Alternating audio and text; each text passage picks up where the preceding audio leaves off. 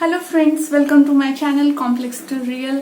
Last video है जैसे कि आप देख चुके हैं, that is about application of mathematics in medical sciences. उस टॉपिक के बाद मुझे खुद का नॉलेज काफ़ी अपग्रेड हुआ। मुझे पता चला कि कितना ज़्यादा मैथ्स अप्लाई होता है मेडिकल साइंसेस में।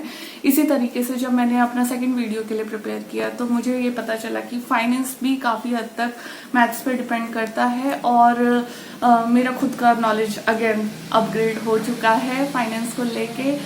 So one by one I will talk about the equations and how maths is helpful in those equations. In the last I will talk about financial mathematics subject, जिसमें कौन कौन से topics cover होते हैं और किस तरह से मैथ्स उसमें एप्लीकेबल है। तो ये होगा मेरे वीडियो का सीक्वेंस। मैं डायरेक्टली स्टार्ट करती हूँ इक्वेशन से।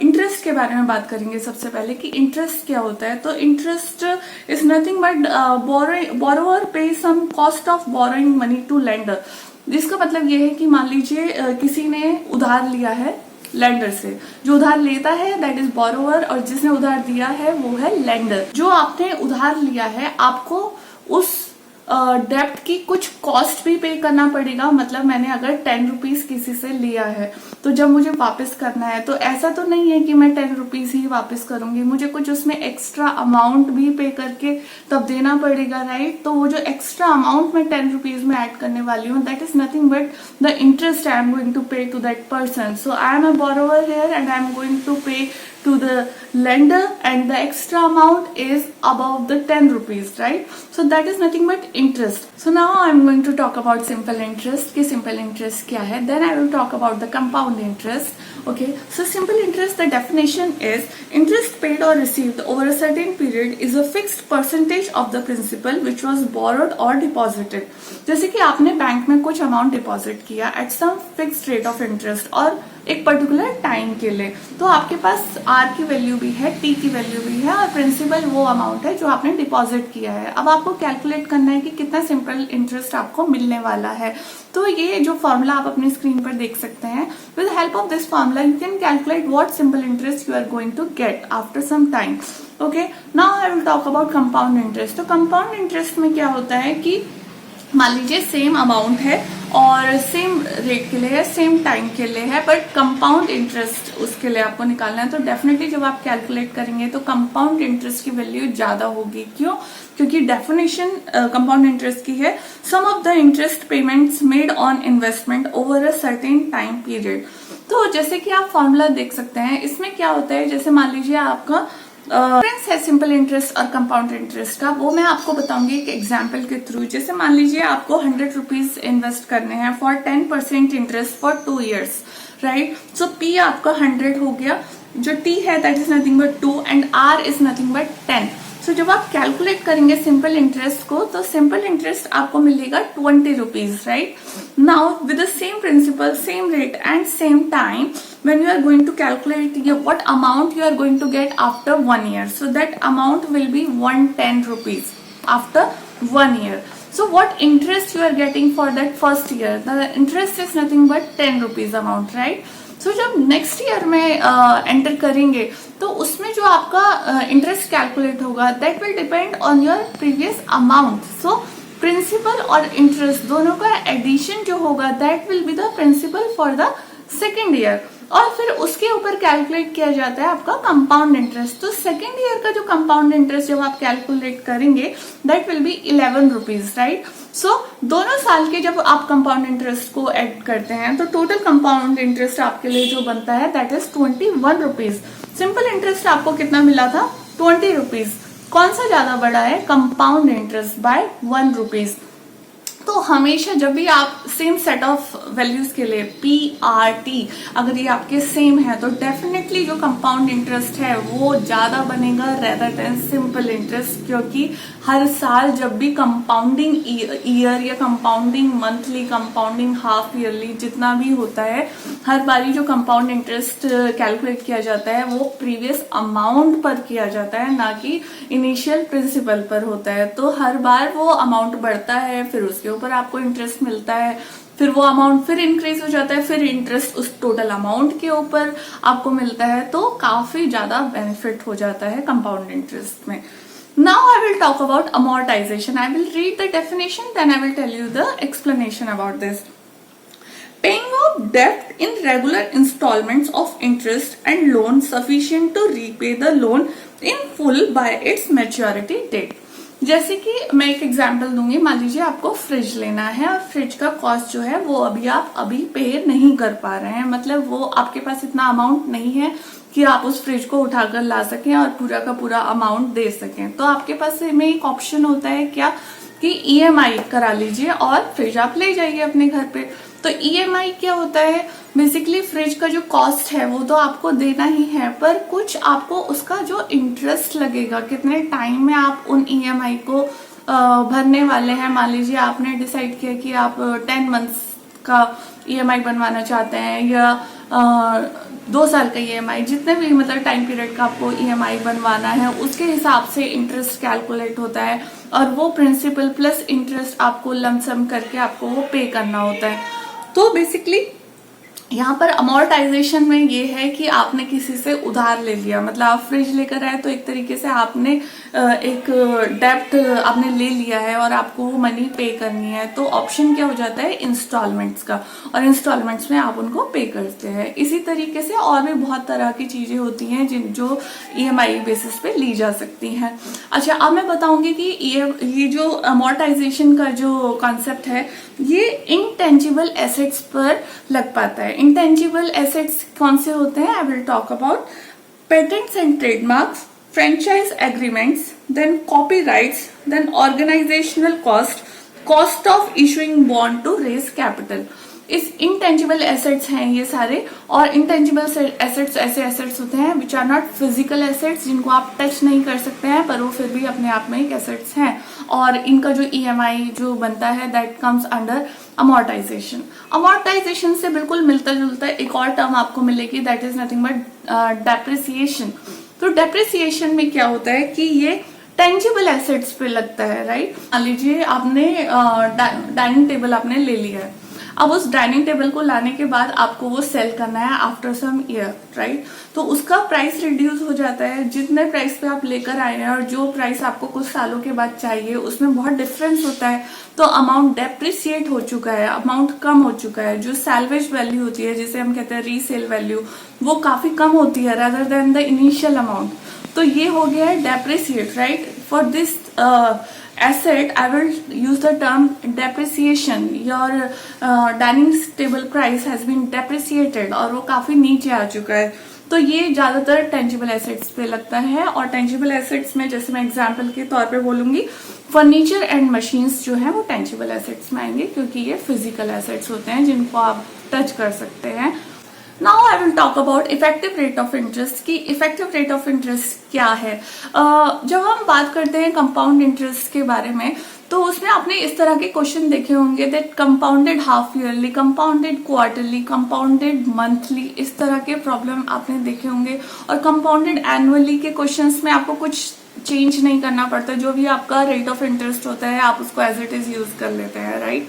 पर जब आपके compounded m times per year होगा, your rate of interest will be compounded m times per year, that time you have to use this formula to calculate effective rate of interest. और ये जो effective rate of interest है that will be like annual that you are going to get. So हम ये देख सकते हैं कि जो नॉमिनल रेट है और ये फॉर्मूला अप्लाई करने के बाद में जो उसका इफेक्टिव रेट ऑफ इंटरेस्ट है, उन दोनों में कितना डिफरेंस है, राइट। फिर उसके बाद में बात करूंगी कैश फ्लो के बारे में। कैश फ्लो होता क्या है, मान लीजिए जितना भी इनकम है, जितना भी कैश फ्लो आपका आ रहा है अलग अलग इनकम से, हो सकता है आपके इनकम सोर्सेज एक से ज्यादा 3-4 इनकम सोर्सेज हो आपके, तो टोटल इनकम आपका कितना उन सोर्सेज से आ रहा है बेसिकली ये कैलकुलेट करना होता है। फिर उसके बाद में टोटल आउटफ्लो कितना है पैसे का, कितना पैसा आप बाहर मतलब आउटफ्लो है।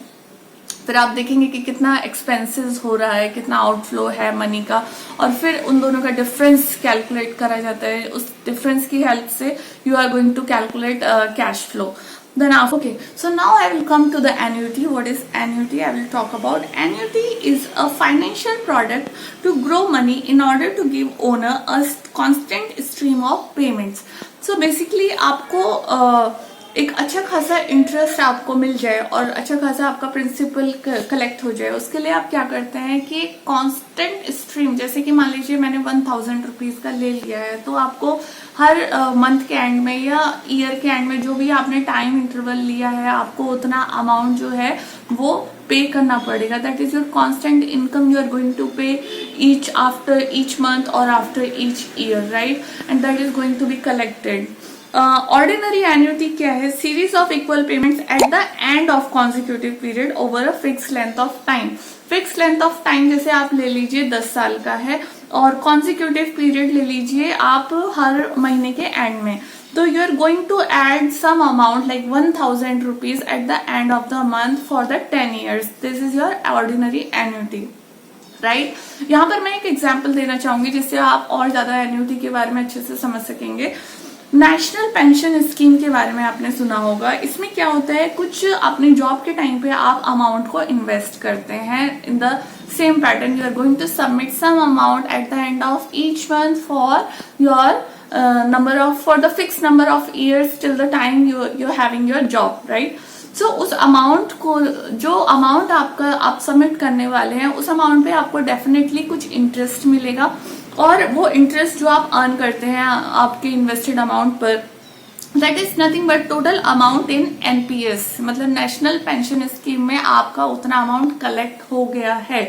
At the time of retirement क्या होगा कि आपको कुछ अमाउंट लमसम मिल सकता है. उस अमाउंट मतलब जो टोटल अमाउंट कलेक्टेड है, मे बी मान लीजिए आपको 60% अमाउंट आप लमसम ले सकते हैं. कोई आपको बड़ा काम करना है, आपको अपने बच्चे की शादी करनी है या एजुकेशन के लिए चाहिए, तो you can withdraw 60% amount like that.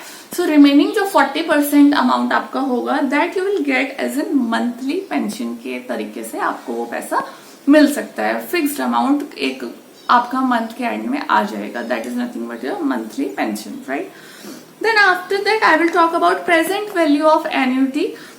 Series of payments in the future to lump sum today by using the time value of money. Formula आप देख सकते हैं कैलकुलेट करने के लिए. इससे आप जो एन्युटी आप जो आपकी कलेक्ट होने वाली है, मान लीजिए इस साल के अंदर आपको हर महीने के एंड में 1000 रुपीज जो है वो ऐड करना है. तो टोटल जो ईयर का आप देखेंगे 12,000 रुपीज आपका बनता है, राइट. पर उस 12,000 रुपीज की आप अगर प्रेजेंट वैल्यू कैलकुलेट करेंगे, मतलब एक महीने बाद का जो 1000 है उसकी आज के टाइम में प्रेजेंट वैल्यू क्या है, या आफ्टर 2 months के बाद का जो 1000 रुपीज है आज की डेट में उसका प्रेजेंट वैल्यू क्या है. तो जब आप पूरा सबका प्रेजेंट वैल्यू कैलकुलेट करेंगे तो वो डेफिनेटली कम आएगा, राइट. अच्छा, दूसरा ऑप्शन ये है, मान लीजिए 1000 रुपीज जो हर मंथ के एंड में है, उसका फ्यूचर वैल्यू निकालिए.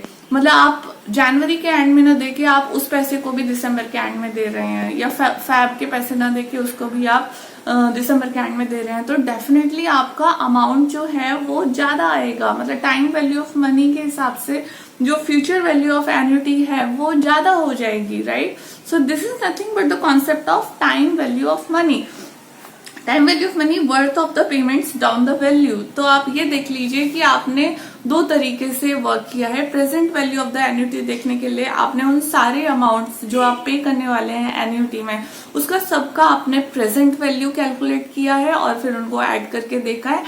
दूसरा ऑप्शन है फ्यूचर वैल्यू ऑफ एन्युटी, मतलब हर मंथ के एंड पे जो आप पैसे आप देने वाले हैं, आपने सबसे लास्ट में जाके कैलकुलेट करा है eight the end of the fix period की वो अमाउंट कितना होगा, तो future value of annuity calculate किया जा सकता है. तो प्रेजेंट वैल्यू ऑफ एन्युटी और फ्यूचर वैल्यू ऑफ एन्युटी दोनों के लिए ही फॉर्मूला मैंने आपको स्क्रीन पर दिखा दिया है. Now I will talk about compound annual growth rate to determine yearly growth rate over several years on an investment. So मान लीजिए आपने कुछ इन्वेस्टमेंट किया है. यहाँ पर मैं बात करूंगी शेयर मार्केट के बारे में. मान लीजिए आपने कुछ शेयर्स ऑलरेडी खरीद लिए हैं काफी टाइम पहले, और आपको वो शेयर करीब 15-20 साल आप रखना चाहते हैं. तो आपने एक इन्वेस्टमेंट कर दिया है उन शेयर पे, और आप देखना चाहते हैं कि after certain number of years वो शेयर जो आपने खरीदे हैं वो आपके लिए कितने हेल्पफुल रहे हैं, या फिर कितना उन्होंने ग्रोथ, उस पर ग्रोथ आपको मिला है. तो this this is calculated by the help of the formula which you can see on your screen right now. That is CAGR equal to end value upon beginning value 1/t minus 1. Beginning value वो है जिस price पे आपने share को खरीदा है, and value होगा जो प्राइस आपको फाइनली एक पर्टिकुलर फिक्स्ड टाइम इंटरवल के बाद आपको मिला है, एंड वैल्यू. और टी बहुत मैटर करता है कि कितने टाइम के बाद आपको वो वैल्यू मिली है. तो टी यहाँ पर बहुत मैटर करता है. टी पर डिपेंडेंट होगा, एंड वैल्यू पे डिपेंडेंट होगा, बिगनिंग वैल्यू पे डिपेंडेंट होगा. CAGR आपका मान लीजिए आपको काफी अच्छा ग्रोथ आपके शेयर में बहुत कम टाइम में मिल गया है तो CAGR की वैल्यू ज्यादा आएगी, और वही वैल्यू पाने के लिए मान लीजिए आपको बहुत साल वेट करना पड़ा तो आपकी CAGR की वैल्यू ऑब्वियसली थोड़ा कम हो जाएगी, क्योंकि ये टाइम डिपेंडेंट भी है. तो CAGR is very helpful to understand your yearly growth of the investment, right? Now I will talk about leverage ratio. तो leverage ratio का फॉर्मूला है total liabilities plus total debt upon total income. That means जितने भी आपने debts लिए हैं, जो भी आपकी लाइबिलिटीज हैं, उसको न्यूमरेटर में रखा गया है, और जो भी आपका टोटल इनकम है that is in denominator. So leverage ratio जब कैलकुलेट किया जाता है तो बहुत हद तक कोशिश ये होती है कि it should be less than 1. Less than 1 मतलब आप एक अच्छी कंडीशन में हैं. आप अगर कभी लोन के लिए अप्लाई करना चाहते हैं तो लेवरेज रेशियो का लेस देन 1 होना जरूरी है. That means you are capable enough to pay your loan. अगर already leverage ratio greater than 1 होगा that means you are in tough condition, you are not in a very good condition to pay the loan. मतलब आपने उधार और liabilities ज्यादा कर ली हैं और इनकम आपका है उसके कंपैरेटिवली काफी कम. तो लेवरेज रेशियो जितना कम होगा, जितना एटलीस्ट 1 से कम होना चाहिए, और जितना कम होगा उतनी अच्छी कंडीशन में आप हैं. और लोन अगर आपको अप्लाई करना है तो डेफिनेटली ये इसका कम होना बहुत जरूरी है. अगर ये ग्रेटर देन 1 जा रहा है तो आपको देखने की जरूरत है कि कैसे आप उसको मैनेज करेंगे. Now we'll talk about expected return of a portfolio. So directly I will come to the definition. Overall rate of return likely to get on all our investments. So basically जो भी आपने investment किया है उसके ऊपर आपको कितना return मिला है, और इस तरीके से बहुत सारे इन्वेस्टमेंट्स पे आपको क्या क्या बेनिफिट्स हुए हैं, ओवरऑल उनका जो समीशन है वो कैलकुलेट किया जाता है, and that is helpful to calculate expected return of a portfolio. Now the last equation is credit card equation which you can see on your screen. इस इक्वेशन की हेल्प से इस इक्वेशन की हेल्प से आपको ये पता चलेगा कि कैसे जो आप क्रेडिट कार्ड का जो बिल देते हैं वो कैसे कैलकुलेट होता है, और कितना इंटरेस्ट आपको पे करना होता है, कितने प्रिंसिपल पे वो होगा. तो ये सारी कैलकुलेशन के लिए ये इक्वेशन बहुत हेल्पफुल है. This is nothing but the credit card equation. Now I will talk about financial mathematics. कि फाइनेंशियल मैथमेटिक्स में कौन कौन से टॉपिक्स हैं जो कवर होंगे और कौन कौन से टॉपिक्स आपको पढ़ने होंगे. That will be the first one stochastic analysis, stochastic optimal control, portfolio analysis, non-linear analysis, multivariate statistical analysis, mathematical programming, and the last is modern computational methods, जिसके अंदर आएगा banking, investment, bonds, funds, stock markets and financial instrument and market.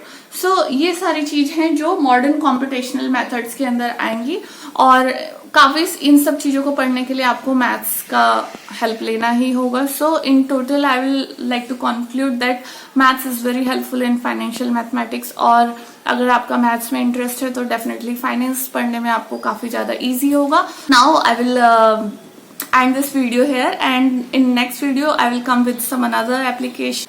Please like my channel, subscribe my channel, and thank you for watching my video.